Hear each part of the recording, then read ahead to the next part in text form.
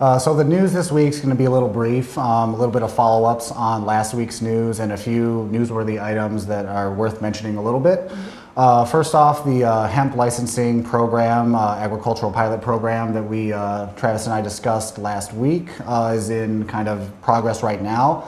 If you were one of the lucky groups that got to schedule an appointment at the licensing event, those are ongoing now, so we're both excited to kind of see how that plays out.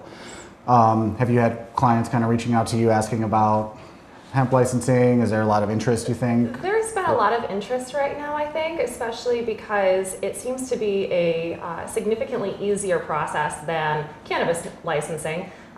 You fill out a couple of forms, you pay a much smaller application fee, and hopefully you get a license. So there's been a lot of interest in that right now, and that is for research purposes. So it's not actually under the new 2018 Farm Bill yet, but that process is well underway, so we hopefully will be seeing an industrial hemp market pretty soon in the near future in Michigan.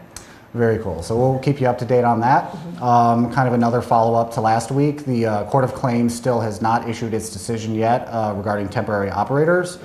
If and when we do hear any news, we will kind of stop the program about liability and give you an update on that. So we're kind of, to be seen what the Court of Claims judge is going to rule as far as whether temporary operators can remain open.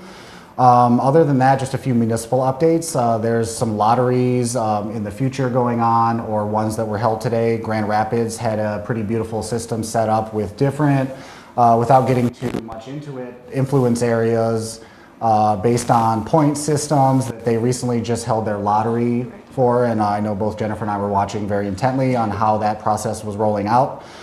So they're basically going to now schedule those applicants for planning commission hearings and to decide whether or not to issue licenses to those particular applicants. On the flip side, Traverse City is also having marijuana facility applications, which they ended up having to stop the application process during and kind of cut off application submissions. And actually, more recently, we found out that someone or a group of applicants was suing the city for its application process. It looks like to be seen what's going to happen with that as far as if the lottery will get to proceed, if certain applicants that were detrimented by that decision will get to be included in the lottery or not. So we'll have more details on that in the future. And then I think last but not least, the last board meeting was yesterday. So there will be now, starting I think 12:01 a.m. or p.m., whatever it is, on April 30th, will be the Marijuana Regulatory Agency. So now you will be submitting your application directly to the Marijuana Regulatory Agency. They'll be reviewing, processing the applications, handling deficiencies, and after that they will kind of filter that through to whoever the decision-making body or individual is within the Marijuana Regulatory Agency as opposed to the licensing board. And it's to be seen as well, a lot of uncertainty as kind of the norm in this industry.